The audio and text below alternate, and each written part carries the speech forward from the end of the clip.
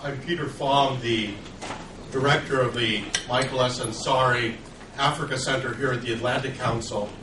And on behalf of our chairman, Senator Chuck Hagel, and our president, Fred Kemp, I'd like to welcome you to the Atlantic Council this afternoon and this discussion on a very important topic, that of the famine in the Horn, assessing the U.S. response.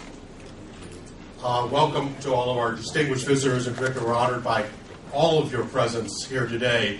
In particular, our good friend General Kip Ward, the founding commander of the U.S. Africa Command, who honors us once again with his presence, as well as the Deputy Chief of Mission of the Embassy of the Ethiopia, His Excellency Ambassador Josiah Yamasabo, good friend as well. So welcome and thank you for joining us. The famine, which was declared on the 20th of July this year in Lower Shabelle and Bakul, the first time the UN system had declared a famine in over 30 years. A month later, it was extended to the Balad and Adali districts of Lower Shabelle, as well as IDP camps in Mogadishu and Afgoye. Along with hunger, staple prices have increased nearly 250% in Somalia. And then adding to everything, of course, there's the ongoing security situation in recent days by the kidnappings over the border into Kenya, as well as the Kenyan response to that, which I'm sure will come up. We're very pleased today to discuss the U.S. response and to have with us to present some thoughts on that Nancy Lindborg, the Assistant Administrator in charge of the Bureau for Democracy, Conflict, and Humanitarian Assistance at the U.S. Agency for International Development. Nancy's bio is there in your program, but I just highlight her longtime commitment to humanitarian work, including 14 years at the helm of Mercy Corps, an organization that does a great deal of good around the globe, and which I've had the pleasure of interacting with, especially during the Liberian conflict of the late 1990s and early 2000. There's some stories to be told there. But also, in responding to that, and taking the stage for the first time since joining the Atlantic Council, I'm pleased to have Bronwyn Bruton, the new Deputy Director of the Ansari Africa Center. We're pleased to have Bronwyn both on our team and funding, as well as joining us as well, her colleague and co-author, John Norris, who's the Executive Director of the Sustainable Security and Peacebuilding Initiative at the Center for American Progress. And they'll be responding and having more of a conversation after Nancy's presentation. So without further ado, I'd like to turn the floor over to Nancy, and we'll start us off with some thoughts. Thank you.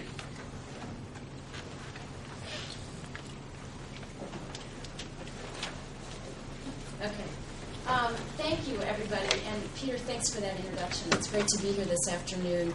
I'm looking out and I can see that there are a number of people who are sitting out in the chairs who have an extraordinary amount of experience and engagement and knowledge about this issue. So I very much look forward to the conversation that we'll have. And I want to also thank Bronwyn and John for the considerable thoughtful writing that you've done on these issues and this topic. So I look forward to your comments as well. What I wanted to do in my initial remarks is really focus on three particular points that I think are undergirding the U.S. response. And the first is to really look at the ways in which this drought and this response is underscoring how our development investments are making a difference.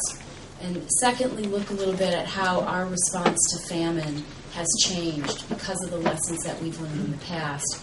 And third, really look at the opportunity and I think the imperative to internationalize our responses to these kinds of crises. I think probably everybody here is deeply aware and seized with the fact that we have the worst drought hitting the Horn in the last 60 years. And we know this because of the considerable advancements that we've made in being able to understand and track that kind of climatological data. USAID, and Bill Garvelink is sitting in the back row, who was instrumental in this, invested about 15 years ago in something called the Famine Early Warning Network, or FuseNet. And that, along with the UN's FSNAU, really enables us to track rainfall data, market indicators, food prices, livestock prices and availability, and gather a picture well in advance of the crisis of what might be coming at us. And it's because of that we know that although this is the worst rainfall and worst drought to hit the Horn in a region that is plagued by cyclical droughts, that in fact we've only had famine declared in those regions of Somalia, all of which, with the exception of the IDPs in Mogadishu, are under al-Shabaab control.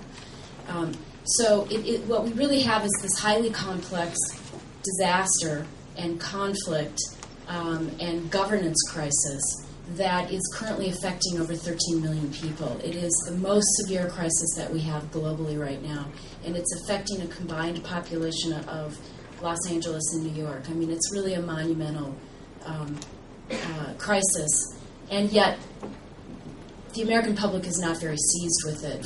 I think because of the complexity and the ambivalence that people have when they hear Somalia as being a part of this. But in addition to the famine in Somalia, we have what that spawned, which is a serious refugee crisis with approximately 1 million refugees who are now in Ethiopia, Kenya, having a considerable impact on both of those countries. And then almost unbelievably in Yemen, where to think of going to seek refuge in Yemen, I think gives you a sense of the severity of the crisis. And thirdly, we have the drought-affected communities in Kenya and Ethiopia. And I think this is part of the undertold story and not understood dimension of this, which is both sets of populations that we need to keep our eyes on, especially over the next few weeks. And I've just returned from Ethiopia, where there is concern over what will happen on the rains in the next 2 weeks. And at the same time, there's a good news story in that we have not yet had, nor do we expect, that famine will be declared in the drought-affected areas of Kenya and Ethiopia. And the piece of that story that I believe is critical to underscore is that our development investments have made a difference. The extent to which it's coupled to policy changes at the local and national and regional governments is a critical piece of success as we continue to move forward on increasing food security in those regions. And I want to just talk briefly about Ethiopia and Kenya. I've had a chance to visit the drought-affected communities in both of those countries. And when I went to northeast Kenya about 2 months ago, the paved road literally ends in Garissa in northeast Kenya. And at that point, the drought begins, the malnutrition rates rise, and all of the indicators that signal potential crisis in food insecurity heighten. And so you see the very clear interplay between the kind of development investments and policies and levels of food security that are so important to pay attention to. Now, the good news is that there's been a lot of advancement over the last several years, and the mobilization that the global community made after the 2008 spike in food prices, working closely with local and regional national governments, put into place a series of programs that enabled us to use our emergency funding in ways that began to build greater resiliencies, and to do the kinds of programs that moved beyond an emergency crisis and started to help those pastoralists and those smallholders create a greater depth of their asset bases and keep their livestock healthier and upgrade the landscape that they're so dependent on for their crops in ways that have kept them less precarious. Last month I was in Ethiopia and was able to visit outside of Diradawa, a little place called Adada Kabeli, where we were able to visit an example of the Productive Food Security Net, the PSNP, which has been an incredible partnership between the donor community, the Ethiopian government, and local communities to take communities that are chronically food insecure and begin building them towards greater resiliency so that they can survive when these inevitable shocks hit. We know that what used to be 10-year cycles of drought are now coming every other year, and it's harder and harder for families to recover, pastoralists and the agro-pastoralists. What we were able to see is I talked to a woman named Fatima who told me that when she was pregnant with her first child 27 years ago, the entire village had to leave and go to Diradawa to find food because they were just completely unable to survive a season without rains. And now, because of the investment through this productive food security net, they've actually been able to create a better agricultural environment. They've increased their health care. The Ethiopian government has decentralized their ability to detect malnutrition. So they've actually had, over the last 4 months, a monthly drop in the malnutrition rates in southern Ethiopia. So this combined has enabled 8 million people to not go into the emergency crisis. And so you have 8 million people who are part of these programs in Ethiopia who in the past may have joined those who are now in that 13 million who are deeply in crisis regionally. The important piece of this is that we understand and continue to work on what are those programs that can make a difference and that we keep the focus. So often what we see is that we'll do the emergency investment and then there'll be a long pause. And then we'll think about it and then we'll put into place development programs, or we'll wait until the next crisis hits and reinvest with our emergency funds. What we're seeking to do now through, and it's really captured in President Obama's Feed the Future initiative, is to understand that you've got to keep this sustained investment. We're setting up joint planning cells in both Ethiopia and Kenya to enable us to build more specifically on these programs, some of which started in 2008 after the food crisis, and I know there's some people in the room here who are working on those programs, to keep that momentum going and ensure that we build the resilience, because we know there will be more droughts. So there's a good news story. What we're concerned about, and what I know a number of you are very seized with, is, however, those areas where we have not been able to have sustained engagement, development programming, and even access for humanitarian assistance. When you turn to Somalia, you see even more starkly the distinctives. If you look at the northern part of Somalia, where we have had sustained engagement with development programs, we did about $29 million of assistance in Somalia last year, and we're hoping to do about $21 million again this year. That's the non-humanitarian. That's engaging through a strategy that says who are the partners, and more importantly, where are the communities where we can work to ensure that local administrations are meeting the needs of their people, that they're able to build up greater resilience at that community level. Where we have the greatest concern, and what is grabbing appropriately, but probably not enough, the world's attention, are those who have slipped into famine. As Peter mentioned, it's very rare that we do a famine designation. It's become a very precise science based on looking at malnutrition, excess mortality, and access to food. And we almost never have famines in functioning states or democracies. Amartya Sen, of course, with the famous famines don't happen in democracies. When famine was first declared in July, and I was with the room of our disaster assistance teams at USAID, where we set up in response to the drought the response management team, which is almost a 24/7 integrated platform for ensuring that we're bringing together all of the capabilities within the Democracy, Conflict, and Humanitarian Assistance Bureau, as well as state and Africa. It's a devastating thing to hear that famine has hit, and especially the numbers that are behind it, and the fact that 1 in 6 children are dying, and that we know that some months ago, probably in the neighborhood of 30,000 children under 5 have died. So the question is, how are we able to tackle that now, given the most latest reports that we heard from FSNAU that if assistance doesn't reach a population of 750,000 in the next few months, the possibility of massive death is very real.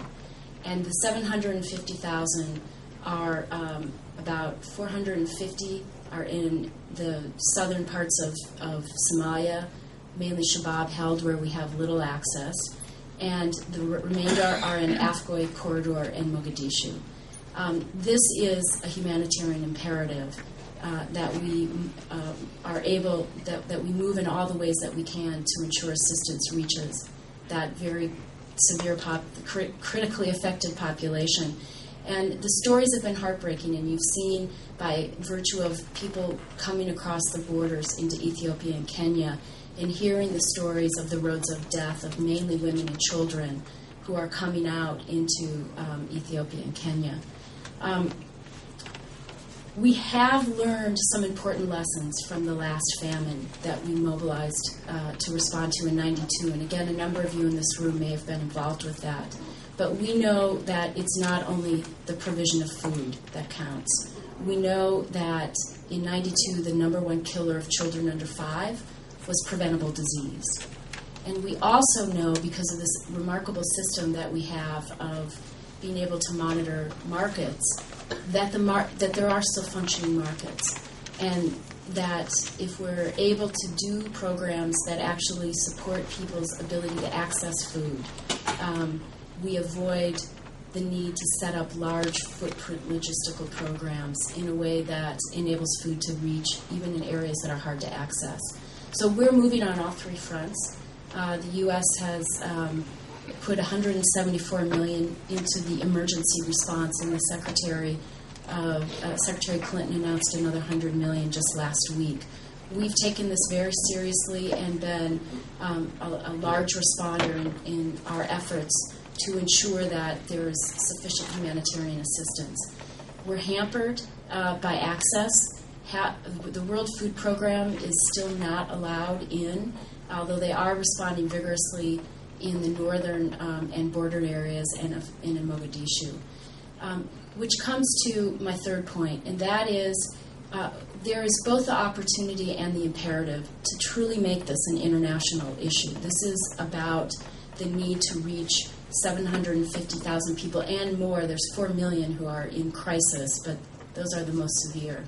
That this is an international call. And I've just gotten back from a trip where I visited my humanitarian counterparts of the OIC in Jeddah, and then my counterparts in Turkey, both with the Ministry of Foreign Affairs, their counterpart of AID, and the Red Crescent Society. And of course, unfortunately, it was before their very unfortunate earthquake. They are similarly seized and have made a robust response as well. There has been, over the past decade, an increased sense that the international humanitarian architecture was Western and that it was not inclusive, it did not represent the whole. And as we've seen more and more countries step up to this role of being humanitarian responders, we have the opportunity to help that feel much more inclusive and cooperative. And so as you see more Islamic groups and a huge Turkish response in Somalia, there's an opportunity to deepen our ways to cooperate together and use the imperative that they can bring to call for access, as well as things like vaccines. We are not at this point able to do the kind of vaccination campaigns for measles and polio that would save thousands and thousands of children in the South. So that needs to be a call that comes from across the globe, not just from the United States.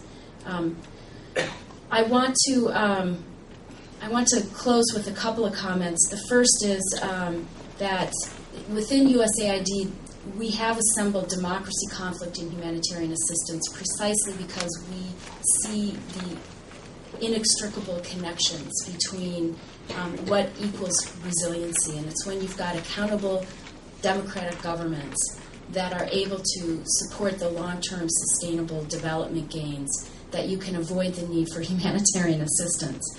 And so that's why President Obama has put Feed the Future as a centerpiece of his approach, and that's why we look at how we both respond through prevention, response, and trying to build longer-term, more effective recovery. And you can do so at the community level and work at governance at all levels. Then finally, we have a noise level to break through in this country to help people understand the severity of this crisis and that it matters that we as Americans are engaged in this issue. And to that end, we launched yesterday, Administrator Raj Shah and Gail Smith at the White House, a campaign called Famine, War, Drought, which collapses down into FWD and makes a forward sign with a forward hash mark on the continent to help us create, in a very graphic way, an understanding of this crisis. You'll see the big block is 13 million. That's the amount of people in this crisis versus 3 million for Haiti and 2 million for the tsunami. And yet, I think all of us are aware of the level of attention and understanding that is out there in the greater public. So this is part of a campaign that was launched yesterday in partnership with a number of our NGO partners, some of our UN partners, the One Campaign, the faith community, and the blogosphere. The mommy bloggers have been a big part of this. And in an effort to really connect, inform, and engage people across the country in both the severity of this crisis, that it matters that you know about it, that behind the 13 million people there are individual lives and compelling and painful, poignant stories, and that it pivots to a story of how we can make a difference, particularly where we're able to have development investments make a difference. I look forward to the conversation. I know there will be a vigorous conversation, and that there'll be many dimensions to this multi-year, very complex crisis. But thank you very much, and I look forward to the conversation.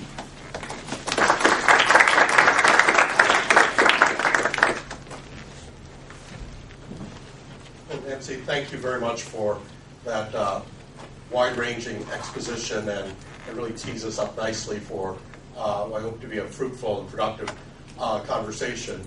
The good news and bad news, I guess. The good news, I think this is the third time we're on the same program in 3 months, and the good news is that this time there's no congressional panel to question us after we speak. Bad news is we get to question each other. Just one thing I'd like to throw it out before turning it to Bronwyn and John. There are a lot of numbers that have floated around about the amount of assistance that has gone into this crisis. I think the European Union, at least on the European Commission's website, is claiming 700 million euros, including 160 million from the Commission itself. I haven't found a consolidated U.S. number, but back of the envelope, it's in the low several hundred million. And the last one I saw identified publicly was 105 million, which was announced just before Jill Biden went to Davos. So I was wondering if you could give us, what is the exact, how much has the U.S. responded to this crisis with? And then more specifically, with that amount, how much food have we actually delivered to the famine regions? I have my handy dashboard that I look at every morning. We have put just into the humanitarian response 750 million, just a bit over 750 million. That's not inclusive of our development funds. It's not inclusive of the funds that we put towards support for Amazon.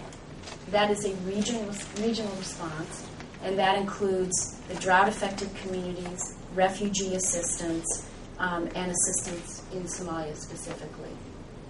In terms of what the international community has given, we are, the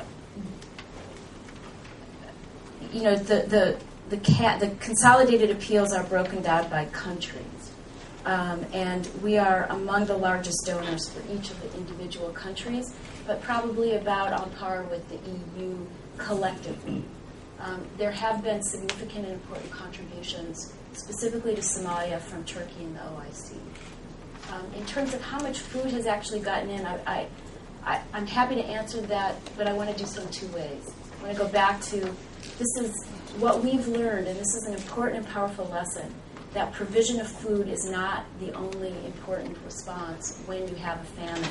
It's as important to enable access to food and to do public health and health approaches, because that's often the biggest killer. So having said that, the food is going in a number of ways, and this is the totality, not just U.S. WFP is delivering food.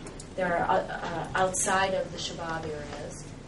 As you recall, in July, al-Shabaab reversed its previous position and invited international aid workers to come back in, but had kept the prohibition on World Food Program.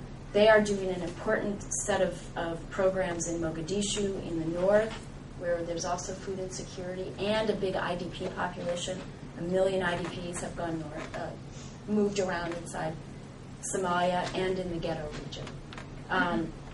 There are also programs that are using, that the international community has launched on vouchers that enable individuals to access food, families to access food. So the estimates are that in Somalia, about half of the population in need has been reached. Turn it over to John and Ron. Sure. First, I really want to salute not just work that Nancy's doing and the team's doing, but the work of international NGOs, local NGOs. There are people out there right now sleeping in cargo containers, arguing with harbor masters to get ships unloaded, really busting their humps to make sure that food and relief supplies get to as many people as humanly possible. It's an enormous endeavor. It is one of the things that the United States does incredibly well, having had a chance to see it up front in a bunch of different places. It really is truly remarkable. And I think some of the things that we've done in terms of figuring out how to do humanitarian response better, things like the fuse system that Nancy referred to, leaves me wishing that we had the same kind of metrics and discipline in terms of how we look at our diplomacy and how we look at our international engagement more broadly. So I think the real question with regard to Somalia is, how do we get off this hamster wheel of perpetual crisis? And why are we in a position 20 years after Somalia was dominating headlines to find ourselves in a situation that is every bit, if not more, dire? And I think that's because we've had a very hard time thinking down the chessboard. I think we've been very willing as a country to spend hundreds of thousands of dollars, millions of dollars, billions of dollars in responding to Somalia. But if you look at the amount of high-level diplomacy that has been directed toward it, it's a relative pittance. And I think that's part of the problem. I think the Kenyan response that we've seen this week is emblematic of how Somalia has become the land of awful, awful choices, not just for the United States, but for its neighbors. I can certainly understand why Kenya wanted and felt they had to go in and go after Shabab. They've been victim of repeated terror attacks that Shabab has orchestrated. Shabab has made clear that it sees itself at the center of a growing web of extremist organizations spreading out across Central Africa. The regional instability, the flood of refugees coming over the border. Of course, I can understand how Kenya would decide that it's in its national interest to go in. Clearly, this has been, at least at some level of coordination, designed as something of a pincer movement, with the Ethiopians coming down from the north, assisted by African Union forces, Kenyans pushing up from the south. That makes sense on a lot of levels. It doesn't make sense on a lot of levels as well. I saw a statement from a Kenyan military spokesman today who said, "We're going to stay in Somalia until Shabab is destroyed." That may not be the neatest or tidiest endgame for the Kenyans. And it's not clear that there is a political endgame for what they're trying to achieve. Is it trying to carve out a bit of a buffer area along the border where they feel that it pushes Shabab further back? Some of their soldiers talked about going all the way to the sea, pushing Shabab out of their larger strongholds. Does Kenya have the military wherewithal, competence, field expertise to do that? I'm not particularly sanguine about that. And the broader question beyond the Kenyan military offensive is, what does government and governance in Somalia look like? And we, as a nation, the United States, have really put an enormous bet on the transitional federal government, on the TFG, even though we know it is a horribly, horribly flawed vessel. Recent reports in terms of looking at how TFG has spent its money, the level of corruption within the TFG, are eye-popping by any standard. There would be Afghani and Pakistani government officials that would blush at how corrupt the TFG has become. It has become the world's shortest midget in terms of actual competence. And we really haven't put in place a systematic framework or diplomatic approach or regional strategy to figure out how to transform the TFG into something that actually looks more broadly representative. We haven't been able to figure out a way to work past individual unality. We haven't been able to work past clan divisions. We haven't been able to figure out a way that Somalia might have a government that actually represents the interests of its people. And I'll keep my remarks fairly short because I want it to be more of a conversation. There's an awful lot of ground to cover. But I was really struck by something that we included in our report and the reaction to it from Somalis that I spoke with. And we put a line in there that a whole generation of Somalis have come to view governance and government of any kind, whether it's Shabab, whether it's the TFG, as predatory institutions. That they see anybody who's in charge as essentially a threat to their families, to their livelihoods, to their interests. And when you think of how profound that is, when the thing that is supposed to lead your country forward is feared, is disliked, is hated, has become this pervasive and all-troubling aspect that you simply try to survive despite. I think it shows the level of challenge that we're dealing with in Somalia. And as much as I think the humanitarian response is absolutely vital, as much as we need to respond to the symptoms, we need a similar high-level push that begins to peel some layers back of the onion. We need to deal with Ethiopian, Eritrean tensions. We need to figure out a way to make the TFG a more functioning institution. We need to figure out responses that go beyond simply waking up, looking in the newspaper every morning and saying, wow, Somalia has a piracy problem. Somalia has a humanitarian problem. We know what the central issues are in Somalia, but as a country and as an international community, we look forward to address them. Thanks. And following on that, I think I would just like to first off join in thanking the many agencies that have responded to the crisis, and in particular, I'd like to single out UNICEF and the Red Cross, which have made inroads in providing relief in Shabab-controlled territories, as well as the Turkish NGOs, Islamic NGOs, and other local NGOs who are managing to get into those areas that the United States has called no-access zones. I also want to sort of start off by pointing out that, well, what the world has done to respond to the famine is important. It's also important to notice what we have not done. There are still 750,000 people who really need help urgently in Somalia, or they're going to die, and most of them are women and children, tiny babies, who have absolutely no role in the conflict that we're witnessing in Somalia. And I think that the thing that I would like to point out here is that while we have important interests that are not humanitarian interests in the country, we in the United States have done a very poor job of managing those interests and balancing them against the humanitarian needs of the Somali people. I don't think that it's enough to say that the Shabab-controlled zones are a no-access area. As I pointed out, there are a number of agencies that have been able to access the Shabab territories. It would be possible for the U.S. to give food to those groups, to UNICEF, for example, to distribute. We also, interestingly, have AFRICOM, and we have General Ward here, and I hope that he will be willing to make comments at some point during our presentation. But when AFRICOM was stood up, the purpose of AFRICOM was to bring a military capability to humanitarian crises. We have AC-130s that are capable of dropping food into Somalia. We haven't done that, despite the fact that we have literally hundreds of thousands of people on the verge of dying. What we can do, and what is a possible response, has been very seriously limited by the politics of the situation here. And I don't mean to give a pass to al-Shabaab. They have politicized aid. They have refused to allow aid into their areas in some cases, particularly when we're talking about the World Food Program, because they regard it as a political effort by the United States. But what we haven't done is acknowledge that the U.S. also has politicized aid. And I think that that needs to be a part of our conversation.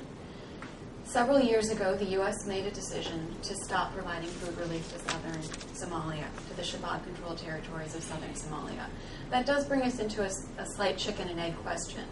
But as far as I recall, from having watched this situation closely a couple of years back, the decision to stop food, while it coincided with a number of killings of WFP and other humanitarian workers, also coincided with a report by the United Nations that food relief was being diverted to al-Shabaab. And there's been dispute over the numbers, but I think that the UN monitoring group put the figure as high as 50% of food aid was being diverted. The U.S. concern about the diversion of food aid is a counterterror concern. And the decision to stop food relief was at the time challenged by a number of organizations, including the World Food Program, which said that although the Shabaab was difficult to work with and was demanding taxes and was threatening humanitarian workers, it was possible to negotiate with them, and they wanted the opportunity to be able to continue to negotiate. Now today, when we're talking about the amount of food that's going into southern Somalia, particularly U.S. food, it's really hard to get a number. My understanding is currently there's been about 1,000 tons of cereal that have been delivered into the Shabaab-controlled territories, which is a negligible provision of food. So one question to put on the table is really, what has the U.S. done, and is it okay that we've done nothing? And I'm going to stop there and sort of throw it out to the audience. And I realize it's a provocative statement, but I think that it's important to put on the table that that the realm of the possible has been very, very small. And I'd like to discuss why. Just very specific, because I welcome this opportunity to correct what I think is a profound misconception, and that is that we have put considerable assistance and made it available to wherever access is possible. And for security reasons, we don't go into detail. But there's been no holding back on holding to a humanitarian imperative and pushing what is now $174 million. Now, half of that is food that is not allowed in, but half of that is available in funding programs that go in through a variety of ways and join our international partners in doing so. So there has been no prohibition that says we aren't providing assistance. We are profoundly concerned about reaching the 750,000 people who are in peril in whatever way is possible. We're also very concerned about the security of the workers who are on the ground. What we know both now and frankly it was true before is that Somalia is a very difficult operating environment, and it's a series of negotiations.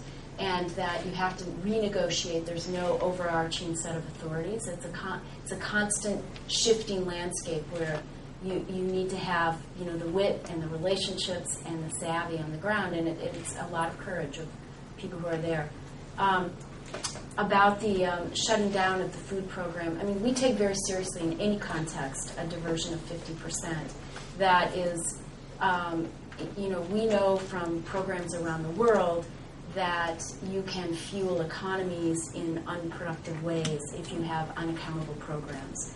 And that's true whether it's Somalia or Sudan or Afghanistan or, name a place where you have unintended consequences if you have completely unaccountable programs. giving World Food Program the opportunity to reevaluate its systems and make some important changes, which they did with great energy and accountability, I think was more related to the importance of ensuring that humanitarian assistance, to the extent possible, isn't having serious unintended consequences in many dimensions. But I think there exists a perception that we have been less than fully marching forward on humanitarian assistance, and so I want to roundly correct that. But wouldn't you say that it's fair to say, Nancy, and then more broadly than Somalia specifically, that the layer upon layer of restrictions largely related to terrorism concerns that have sprung up over the last decade have complicated the delivery of humanitarian assistance and development assistance around the globe in innumerable ways? I was working as part of the peace process in Nepal, and literally we had democracy groups that were unable or unwilling to serve tea at voter education meetings because they were worried that a Maoist supporter would have a cup of tea and that somebody at OFAC might interpret that as U.S. material support for a terror group. What exactly they would do with a cup of tea, I'm not sure. But I think if you look at how many hoops NGOs, including the one that used to run, are forced to go through in trying to figure out what's fair and reasonable. And again, we kind of see these groups getting a wink and a nod from OFAC or others saying, yeah, you should be fine if you do that, but we won't put that in writing. That is an awful place to put organizations. Expect them to hang out, and if that bureaucrat changes jobs or somebody else takes a different interpretation, it can be a very different playing field. My colleague Sarah Margon has a piece coming out on it shortly. But I do think it really deserves some serious attention, not only in terms of its impact on how we've delivered aid in Somalia, but its impact around the globe as well. And, I'd also like to throw a few numbers on the table since, obviously I think it's important to be very specific. In 2008, the U.S. provided about $237 million in humanitarian relief to Somalia. We didn't have a famine at that point. And although, I'm very appreciative of the $750 million plus that's been given to the Horn, I think if you break those numbers down, the amount of food that's going to Somalia itself is only about $160 million, which is less than we gave in 2008. So I think, I don't mean to denigrate the contributions we've made. I certainly don't mean to denigrate USAID, which is doing a good job in tremendously difficult circumstances, and is certainly in a very difficult position between countervailing forces. But $160 million is below the average. It's below our usual average amount of support to Somalia, despite the fact that we have the worst famine in near history. So a couple of quick points on this. You raise a big universe of discussion, but let me just make a couple of points. The first is the consolidated appeal, the UN consolidated appeal for Somalia has as much funding as it can absorb right now. The problem right now in Somalia is not a funding problem.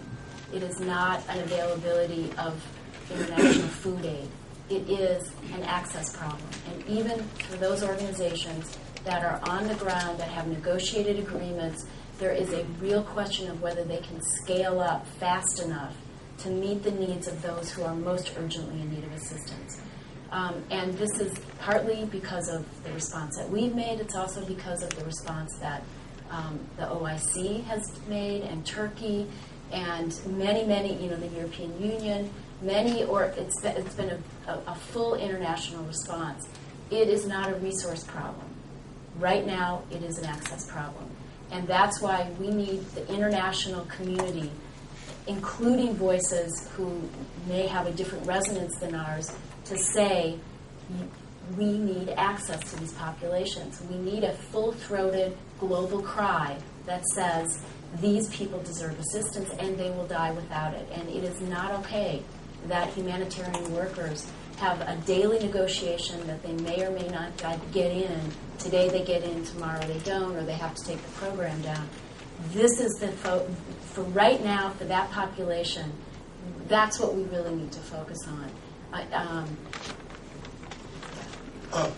Nancy, let me play a devil's advocate in sort of the other side. Because I think that you raised a very important issue of the capacity of NGOs. And it struck me, although I'm sympathetic to some of the concerns that have been voiced in the last few months, it struck me when the famine was declared, it was almost too coincidental that immediately the finger pointing went to the U.S. government and said, because of the restrictions, the OFAC, and we all can talk about, there are a number of people in this room who talk OFAC stories. Because of all that, we couldn't act. Now, there's a great deal of truth, and I think the State Department moved very quickly on the process, relatively speaking. And I think it was the 2nd or 3rd of August that the new policies were implemented. But the question of, now FuseNet was, the data was being crunched. Yes, it was not until July 20th that famine was declared. We all knew, probably more than 6 months in advance, that famine was going to be declared. The data were heading in that direction. So to what extent, if you will, is the criticism, in a way, there are other organizations that aren't under OFAC restrictions, WFP itself, its other donors who don't have similar legislation. So in a way, I'd like that, all the focus has been on U.S. government and what restrictions may or may not have caused. But I wonder if the question might not also be shifted to capacity and what people ought to have been prepared for, so that when the OFAC restrictions were eased, things were ready to jump. I'm getting comment on that. Well, in fact, we had pre-positioned significant food stocks in the region as of October, when we first got the FuseNet indications that there would be a significant drought on the horizon. And those were the food stocks that we were able to mobilize relatively quickly into Somalia. I traveled to the region in May to get a check on how we were doing, what was the capacity of partners. I was able to go to Hargeisa and see and meet with some of the IDPs who were coming up. And we turned on significant programming at that point. At that point, there was still, it gets to this, the food, you are not able to move that food into parts of the South. And so that's just an access issue. I would also note that, as we continue to move forward with this, it's just as important to remember the populations who are in Mogadishu and the Afghan corridor. And even though there has been a removal of al-Shabaab they've left allegedly from Mogadishu, there's still significant insecurity there. And we need to call on everybody, all parties who are in a position of authority to allow access for humanitarian assistance, to allow that access and to enable it, and to move in all the ways that local actors and the international community can to support that assistance. And there is definitely a capacity issue in the sense of not having the ability to move in with the kinds of programs that one would do where you have unfettered access, security, and capable partners. Yeah, in some ways I feel like, Nancy, you should get hazard pay for your willingness to do these events, because you get devil's advocates on both sides. And in a lot of ways you're being called on to respond to everybody's concern about why we're not addressing the symptoms rapidly enough without much latitude or ability to comment on all the things that make your job impossible to begin with. And I think obviously if there's 50% of aid that's headed for WFP in the South getting diverted, any good manager would think, wow, we should really reevaluate that assistance. If only 50% of the aid headed for the TFG was being diverted, we would declare victory. We would be dancing in the streets. It would be down 45%. It would be a virtual miracle that they were only skimming 50% off the top. But we painted ourselves in a corner where we feel that there is no credible alternative to the TFG. Yet then unwilling to use the genuine leverage that we have on the TFG, because given their frequently tenuous military position, and given the fact that without U.S. backing and Ethiopian military support, the TFG would disappear tomorrow, or they would be in a refugee camp or someplace probably considerably better appointed than a refugee camp. But again, we find ourselves kind of talking about the granularity of why we haven't moved enough assistance here or there, or didn't anticipate it 6 months in advance, when we knew the fundamental political playing field was going to be a disaster. And until we're really willing to kind of grasp that nettle, you're going to get stuck having to answer all these questions and put up with us. So it's for no other reason than to make your life easier. I would hope that we eventually get the politics of it right. Well, I'm all for an easier life. I will say, however, that there has been, and I'll just refer to it, and I'm sure many of you are aware of this, a dual-track strategy that funnels development assistance to a variety of actors in Somalia, wherever there's a willing partner and capable authorities with whom we can work.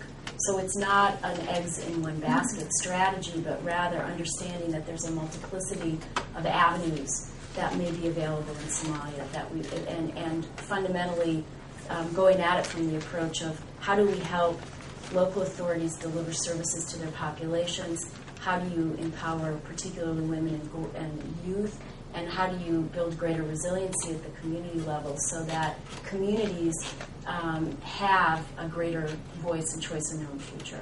And that's done, and that there has not been an interruption in that through other than the humanitarian funds, although the humanitarian funding complements that greatly with a similar approach. Although I would have to say I'm a little confused by that, because my understanding is actually there hasn't been any funding distributed as part of the dual-track strategy. There certainly haven't been any high-level bilateral visits to Puntland, for example. And I can't think of an instance in which the U.S. has reached out to any groups that are not the TFG in southern Somalia. So while I recognize it's certainly an important strategy in theory, my sense is that it's actually been stalled. Perhaps some folks, and I don't mean to make this a back and forth, but I echo John's comment about this being in an awkward spot. Actually, there's been quite a bit of, I went to Hargeisa in May in part to visit our programs. There's been funding throughout Puntland, Hargeisa, into Puntland, Somaliland. There has been ongoing development assistance and significant humanitarian assistance. Yeah, I mean, certainly Somaliland has for many, many years benefited from the relative ease of access. But I'm not sure that any of that has come as part of the dual-track strategy. And just on a separate note, I think there's actually concern on the part of Puntland and Somaliland, and surprise that there hasn't been more engagement by the U.S., that they haven't been singled out for more attention and given, I think, a more dedicated piece of the pie is one way of putting it, I think. I think another point that I'd just like to throw out before we open it to a wider audience is a concern that I would like to reflect forward is that I think since the start of the conflict in 2006, there has been a concern that not only the U.S., but all donors into Somalia have been willing to play with aid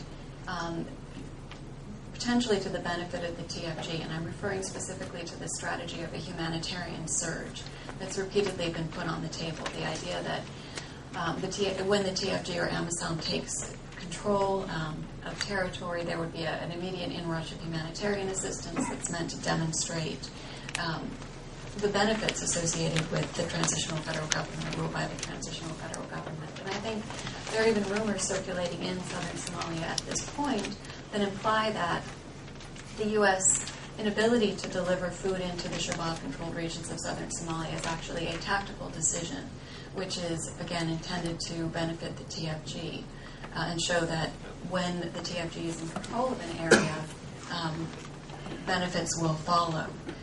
I'm not sure that this is something that can necessarily be addressed by anyone in the audience. But I would definitely want to say that I think the U.S. has an incentive to do everything possible to deliver food to those areas, if only for the sort of the political ramifications of not doing everything possible to deliver. I'm eager to open it up, but again, I think that shows how damaging these rumors can be and how profoundly incorrect they are in terms of the strategy that we're taking, the actions that we've taken, the significant funding that we've put in all the ways, and it's not just delivery of food. And really that is both a lesson from how to respond appropriately to famines and what might make sense in poor access areas. One question before we turn it over to folks, sorry. Because I know everybody here has probably similar concerns. Well, you made quite a compelling point that the international community, very broadly, and it is shocking how little advocacy community there is in the United States. They would need a group smaller than this to deal with Somalia. I mean, but there's Congo, there's LRA, there's Sudan, Burma, Tibet, Colombia. The Somalia activists are non-existent, and it's really interesting and complicated questions why that is. But you made a very stirring point that the message from the world, particularly to Shabab right now, should be this is a moment of great import. People are dying literally by the minute. We need access. We need stability. We need to get in to feed people. What then should the world say to the Kenyans? Is an ongoing military offensive in the south going to help or hurt that sense of stability and access when we are reaching what might be real crunch time? And what do we say about that? And is it wrong to say to Shabab, well, you guys got to cut it out, stability, access, and then not say anything to the Kenyans, even if we agree with their right and desire to protect their national interests in doing so? I just want to underscore one thing you said I thought was very important, which is that in the midst of all the bad news, there's the good news. And one has to acknowledge that the fact that although drought conditions prevail throughout the Horn, we have where there are functional states, Kenya and Ethiopia, we don't have the level of desperation. In fact, Kenya, to be fair to whatever one can say, I know very few countries that would tolerate the setting up of the turning back of a refugee camp into the third largest city. Some of us in this area are a little annoyed about some people who turn a park into, the rainy season seems to have arrived. So. Ethiopia, not as many refugees as Kenya, but still taking them in, aid reaching them, and even the parts of Somalia where you went to Hargeisa in Somaliland, they're a good demonstration. And one of the U.S. aid programs I love, by the way, is the building of the tax collection centers for Somaliland. The idea that a government that, by slashing its tax rate on personal and corporate income from 28% to 12% maximum, tripled collections and can put it into education. Maybe we should take congressional delegations to review those possibilities. But so there are positive aspects of it, and I think those need to be strengthened. With that said, I'd like to open it up to the floor. If you would please speak clearly. I know a lot of people want to get so limit yourself to questions, not speeches, please, and identify yourself and the organization you're with. There's Mike. Yeah. Hi, Sarah Margon, Center for American Progress. Thank you all for being here, and thank you, John, for bringing up the terrorism restrictions. I can now turn my attention to something else. Nancy, you talked about the importance of basically amplifying the humanitarian need on a global level, and so I was very interested to ask you a little bit more. You mentioned it briefly, both about the OIC and particularly Turkey's engagement and quote-unquote calls to access for al-Shabaab, and I'd like to probe a little bit more on that and see if you would mind sharing some more how we are engaging with Turkey and other OIC countries to ensure a collaborative approach to try to move this forward. I've heard from some sources on the ground that, unfortunately, while they may be constructively trying to go in, Turkey has been somewhat unhelpful thus far because they're not coordinating more broadly. So if you might speak a little bit to those two issues. Thanks. In the back there, gentleman in the back. Thank you very much. Henok Fante from Voice of America. Ms. Lindborg, you traveled to Ethiopia, I believe the Eastern Hararghe area, and Could you speak a little bit about the humanitarian need over there? Is there a health and nutrition survey that we can talk about specifically malnutrition rates and what percentage of that is acute? And also the adjacent areas near the Ogaden region, namely in Borana to the west and parts of northeastern Kenya are going through drought and people are hungry.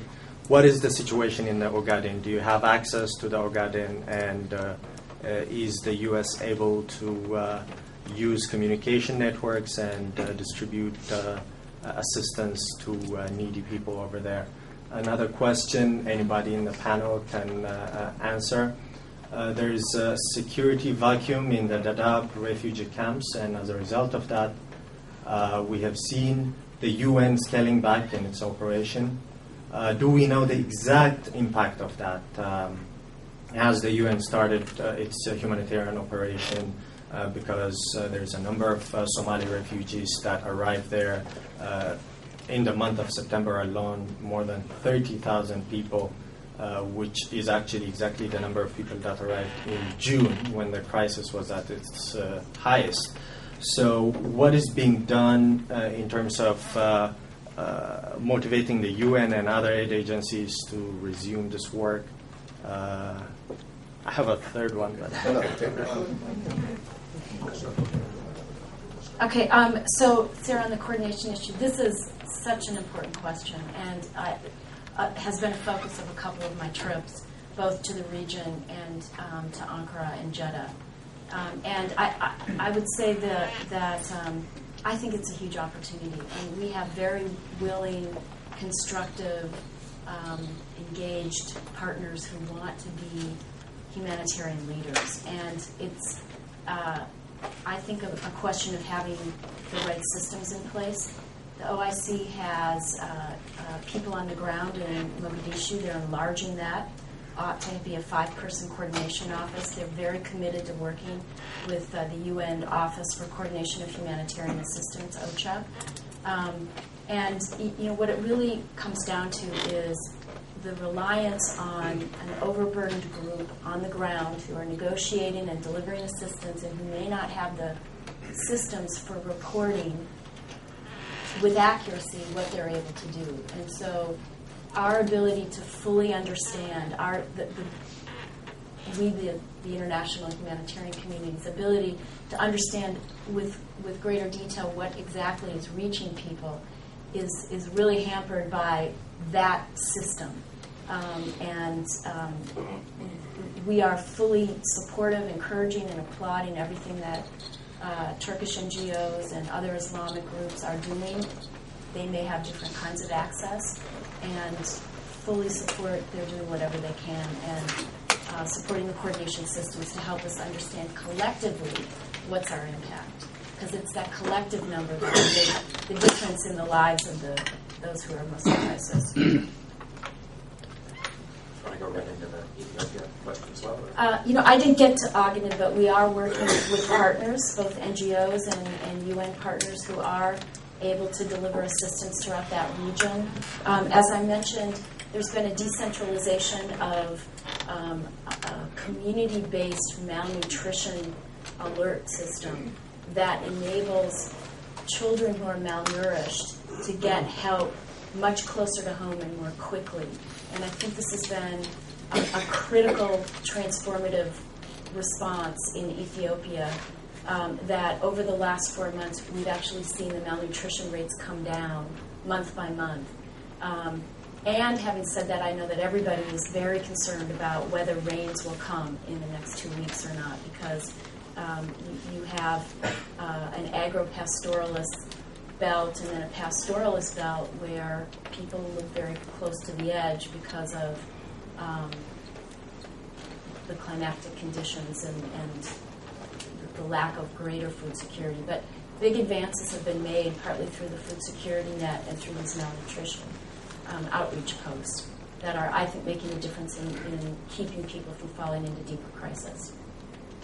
Just on the camp security question, it's obviously going to be a big deal and already has been a big deal. The initial kidnappings of the internationals, I'm not sure they were actually kidnapped by al-Shabaab, but it set off or culminated a chain of events. And now al-Shabaab has more incentive if they weren't kidnapping people before out of camps to do so. I think it means that there's going to have to be more and more reliance on locals to manage the camps. I think a lot of the international NGOs that have a long-term presence in the region actually have fantastic local staffs and will be able to cope to a certain extent. I think it will probably be more of a challenge for UN agencies, honestly, where they don't necessarily always have that same confidence and ability in terms of their local staffs to turn to. And in some ways, and one of the perverse aspects of it, I would imagine some of the best humanitarian managers out of the next 10 or 15 years will be Kenyans, Ethiopians, and Somalis who are getting thrown into the fire right now. Well, you're in charge of this camp as their mid-level promotion. Yeah. And as just a final note, obviously security concerns are not restricted to foreign or humanitarian workers in the camps. Obviously, the residents of the camps themselves suffer tremendously from the lack of security, particularly women, who have incredibly high rates of sexual assault.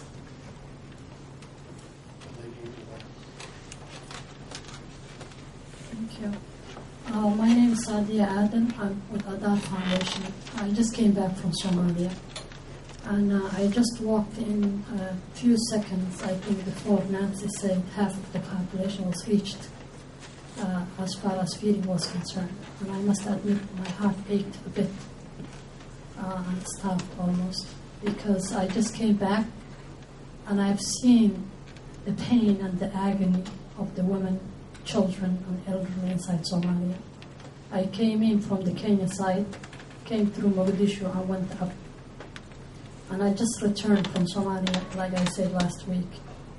And I went there with the help of the Somali American community and the Muslim community who have contributed funds. And we went there to buy food ourselves and distribute that food, because there was the fear that if the money was sent through the remittance, then of course our government will come after us. So I made sure I bought the food for inside Somalia to generate also income for those inside Somalia economy, and distributed the food. And whatever help that we needed, we also hired Somalis to help us distribute the food.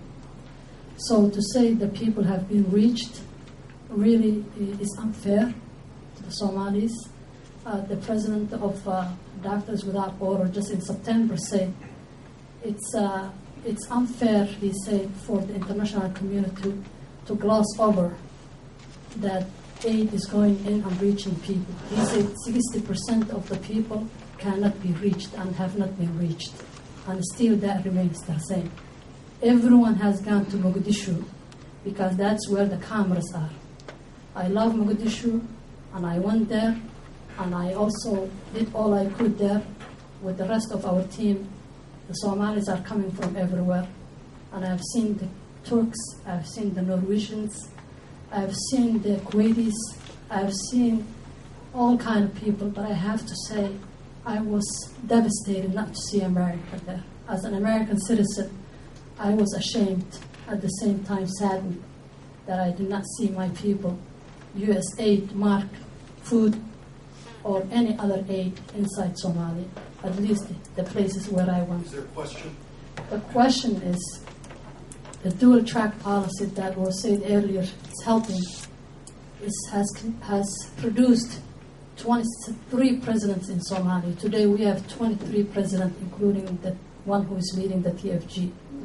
Is there anything the American government, our government, is willing to do through the U.S. aid to fix and prepare the image of the United States by reaching the Somali people and saying, here, we're here to help, and finally we're here as Americans? Up front, and a reminder to everyone, please, in order to be fair to everyone, please keep it to a question. I'll keep it very short for several reasons. One being that I'm here in the capacity as an advisor to Adar Foundation, and Sadia, the director who just spoke. My question was going to be sort of tag on to hers, because John also said, you don't see a lot of advocacy on Somalia here in the U.S. compared to other issues. So my question is, there are Somalis here, there are Somali immigrants, there are other African immigrants like me, there are 3 million of us. What is the policy in USAID and State Department to reach out to these communities, because we have a lot of connection and knowledge of the situation on the ground? Maybe one more. Right behind it. Thank you very much. Lawrence Freeman of ER Magazine, Africa Desk. I mean, the question I have for some of the panelists is, we're now seeing different players, but similar scenario to what we saw in 1992. And what prevents us from seeing this again? I mean, what bothers me, which I find very troublesome, if not a moral question, is why over a generation have we not made changes in terms of changing the entire region, is what I would do, in terms of infrastructure among several countries, Sudan, Ethiopia, Kenya, Somalia. Water development, I think Feed the Futures is totally inadequate. We need massive amounts of power. We need rail transportation. We need agriculture massively. This could have been a Western policy for the last generation, and it wasn't done. And so what prevents us from seeing the same scenario again, if we manage to get to this point without more loss of life? The other thing on Kenya, now you have yet another country has intervened in Somalia. So the notion that any country can now go in destroys any notion of sovereignty, any notion of rule of law, and it seems to me it's getting worsening down the slippery slope, that this is no man's territory, and any country with political power or backing from somebody can move in. And that concerns me greatly. I wouldn't mind tacking on a little bit to what Sadia and her colleague have brought up. I think there is a question, and certainly I defer to Nancy's judgment on this, but there is a question about the extent to which it is an access problem and a resource problem. I'm constantly getting calls from, having worked with about 300 local NGOs in the past in Somalia, I get calls from a lot of agencies that have actually said, we're on the ground, we're reputable, we have access to the Shabab-controlled areas, we cannot get food. There is no food to give out. And to me, that doesn't sit very easily with this idea that there are resources piled up and just ready to go.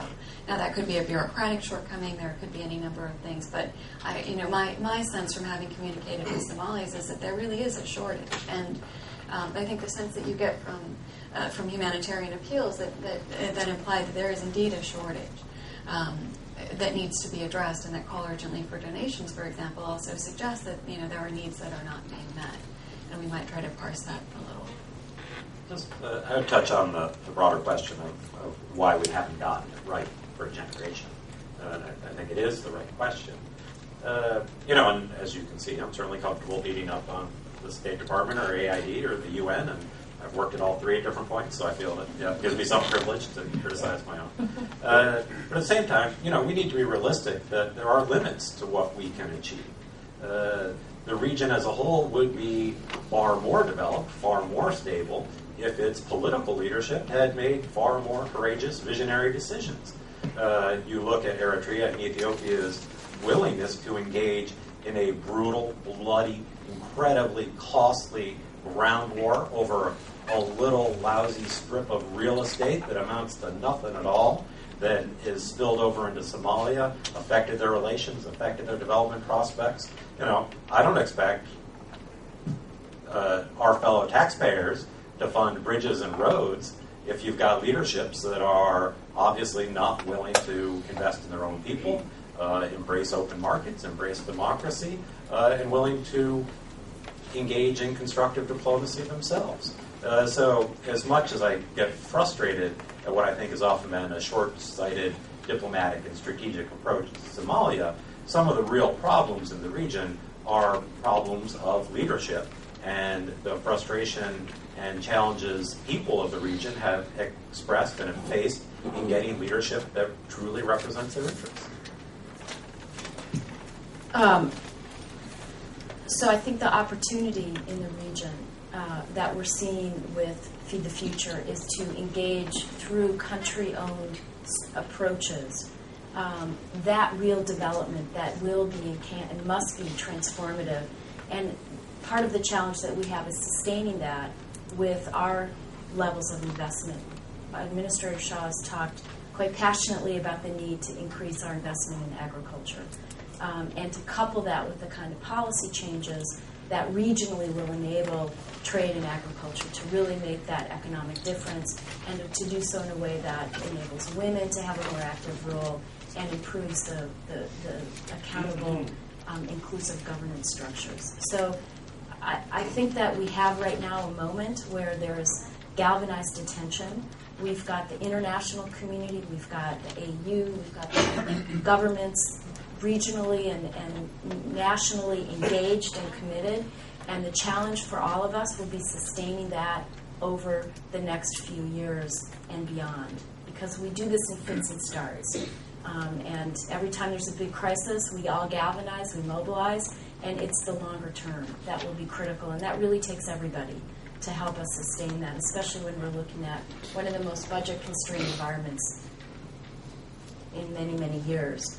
I want to speak to the diaspora question because that's very important. And actually, I and many colleagues in the government have made numerous trips to Columbus, to Minneapolis. I'm going to Seattle next week specifically to engage with the diaspora community. They have been an important source of support. Back in Somalia, the estimates are anywhere from $1 to $2 billion annually of remittances that are a fundamental lifeline. I also think that they're an important source of information back to Somalia to help people in Somalia understand that there is significant assistance trying to reach them from all quarters, not just the United States. And there's a very active communications network that could help transmit, for example, the importance of getting a vaccine, and that vaccines are available if you can find your way to a health post, because that's where it's constrained right now. On the food issue,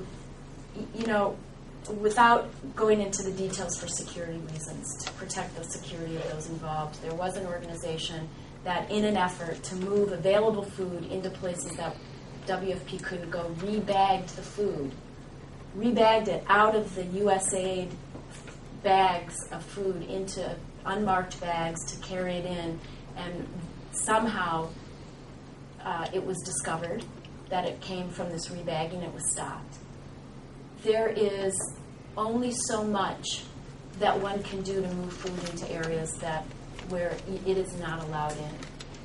And I want to say again, it's not only about the food. It's about the health, and it's about the access to food. And all of those fronts are being vigorously employed. And finally, in terms of I don't gloss over 50% as being a declared success. I mean, when we say that we've reached what we think is 50% based on the reporting that we're able to get, I don't call that a success. I call that we need a full-throated international cry for the ability to deliver assistance to this population who could die if they don't get that assistance. And that is an access issue. And that is not about the international community not stepping up and saying, here we are, here's the help. There needs to be outrage globally that these people are not getting the assistance. Let me make just one comment on the last question that Lawrence raised on sovereignty. The fact is, I'm happy, actually, that the official U.S. government position is, since 1991, we do not recognize any entity as sovereign in Somalia, because sovereignty carries with it responsibility.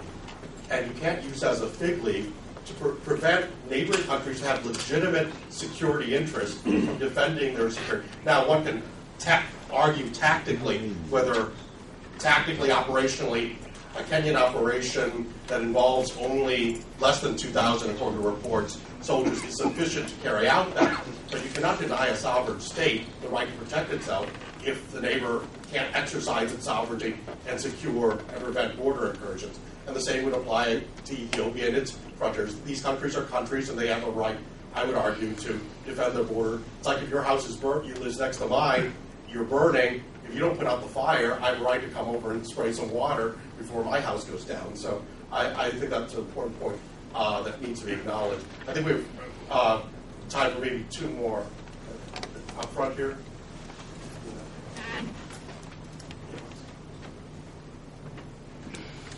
Thank you very much. I really wanted to keep it to humanitarian. I don't want to get into the political complications of the whole. Maybe we'll have another day with Mr. Norris and talk about the whole range of I'd be happy to. Issues. It's so complex. I mean, Agreed. the Horn of Africa. But in terms of humanitarian issues, I just want to make a comment that the U.S. from the other end of this problem. I mean, I come from the receiving end of it, from the Horn of Africa. So when it comes to humanitarian problems, the U.S. is second to none. I can say this when delivering timely humanitarian assistance. That's just the view from the other side. So I was interested to hear people criticizing that the U.S. is not delivering. It's good to analyze things in the way so many of you have done. But then again, as far as at least Ethiopia is concerned, the first people to arrive, to come to assist us whenever we fall on difficult times, are the U.S. and other partners as well. That the U.S. usually come first. I want to make this known. Two, there was a question of survey on the Ethiopian side of the border, this and that. I know where the question is coming from. My colleague, my friend Enoch, has been in the region. He has been transmitting programs. But the survey, the nutrition survey, is usually done by a consortium of UN, development partners, USA included, perhaps UNICEF, the EU, and others, and NGO community members as well. So the survey is not just done by the Ethiopian government, but it's always a collective effort. So facts could be accessed in that regard. The rest, the only factual point that I wanted to correct, again with regard to Mr. Norris, is the TFG would have disappeared if it were not for the US and Ethiopian. I think that's factually, it has factual problems. It is the AMISOM. AMISOM is a Mogadishu. We can say, AMISOM is a UN force, AMISOM an AU force. Security Council decided upon it. AU has decided upon it. They are on the ground in Mogadishu. They are charged with protecting civilians and law and order in Mogadishu. As we speak, this is the only force operating in Mogadishu supporting the TFG. So those are some of the things that I wanted to say. Thank you. Yeah. Right. In the back there. Thank you. Scott Tong with Marketplace Public Radio. This question about Dadaab, so one observation I returned a couple weeks ago. It seems like, as a reporter, that they were catching their breath, the agencies there, that there was more of a trickle of the numbers going over. So as far as their ability to kind of process these, that was my sense, talking to CARE, which runs Dadaab, and the other agencies. There were more military or armed convoys that had to go regularly, and that restricted their time. But I have to say, I tried to find a lot of the new refugees, and the line of the new refugees was shorter than the Safaricom line at the store there of refugees trying to do cell phone financial transfers in Dadaab. One question on, as far as getting the word out to the community about what's happening in the Horn of Africa, I'm looking at this web page here. And as I recall, the response, if you click response to the famine, which cites Somalia, Feed the Future comes up immediately. and there's a phrase that comes up that Feed the Future is providing some emergency relief.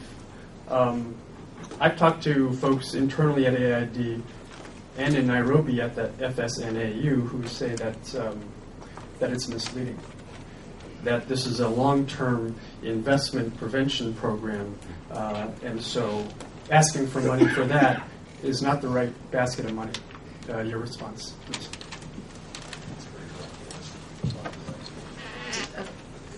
Do you want to take? Okay. So Feed the Future is meant to really look at how we build food security from the time of a crisis to the longer term. And so, as we've discussed, probably half of our response in the morning is based on the food responses that we're able to do both urgently and then all the ways in which we build resiliency. And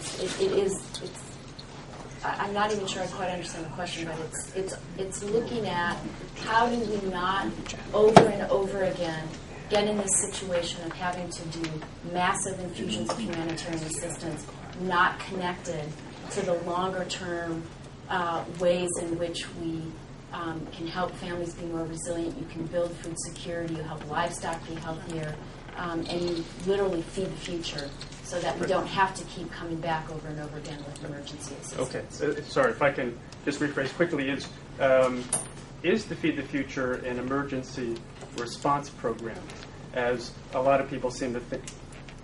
I'm sorry. As a lot of people seem to think it is, based on these PSAs from the one organization and this webpage. Is any component of it a humanitarian Save Lives Now program? It's a way to message that we need to respond now, and we also need to keep responding to build that longer-term food security. And that as you feed people now, you also need to be thinking about feeding the future. We have, as I said earlier, an unfortunate track record of losing focus and doing one set of responses and not staying with it and connecting to that longer-term resilience and building food security so that families don't fall over and over again into crisis. I also wanted to respond. Do you want me to wrap up here? No, I was going to give you the last one. Okay. I think we're running toward the end, so we want to give each of the panelists a chance to wrap it up. And so maybe start with Bronwyn and give Nancy the last word. I think the point that I would like to make it in closing is that, again, I do appreciate all of the work that's been done so far, but I think that we can do more. And in particular, I think that the perceptions that I'm hearing back from my colleagues in Somalia is that more should and can be done. At the very least, I think we need to be working more effectively to explain what we're doing and why we're not doing what we aren't doing. That was tremendously articulate. Yeah, I would just close by saying that I hope that more of an advocacy community around Somalia springs up.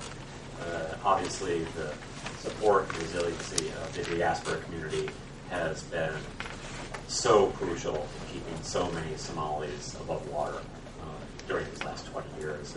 It's one of the most remittance-dependent places on earth, and it really, the fact that it's been done quietly and without a lot of hoopla, I think really shows the underlying commitment of Somalis themselves, both in Somalia and internationally, to get their country back to a better place. And I think we all want to get to that day. And lastly, I'd say that some of the neglect that I think Somalia has faced in terms of senior level attention around the world over the last decade or so has certainly been a factor of the fact that we're fighting wars in Afghanistan, that we're in Iraq, that we've had a conflict in Libya, that we've got an enormously complicated relationship with Pakistan. That there are only so many hours in the Secretary of State's day. There are only so many hours in the day for the National Security Advisor. And unfortunately, I think that when we see these kind of political decisions pushed further down in the bureaucracy, there's simply too hard and too full of risk for people to make those hard choices and make those really decisive steps towards more lasting peace. Thanks. Thank you, and I want to thank everybody for coming and having this conversation today, just in terms of supporting the importance of and the urgency of the issue. And thank you, Ambassador, for your comments of appreciation, not on behalf of the U.S. government, but really on behalf of the American people, because I think that our continued commitment as a country to humanitarian response is an important part of expressing who we are as a people. We have an interesting paradox in places like Somalia, in that our commitment to ensuring that there is humanitarian assistance often goes cross purposes with letting people know that we're doing it. And there is a security issue both for our partners and for the whole enterprise if we overtly try to brand this effort as American. Our commitment is to ensure that there is support for whoever is able to provide assistance, that we're doing as much as we can in all the ways that we can: food, health, access to food. And that will not happen if we brand everything. Therefore, we have a paradox. And I think that's part of why we have a persistent misperception that the United States has not seized the humanitarian imperative with the force that we have. And the commitment to ensure that there is an effort in place to try to do what we can to get food to assistance, food, health, and access to food for these people who most need it.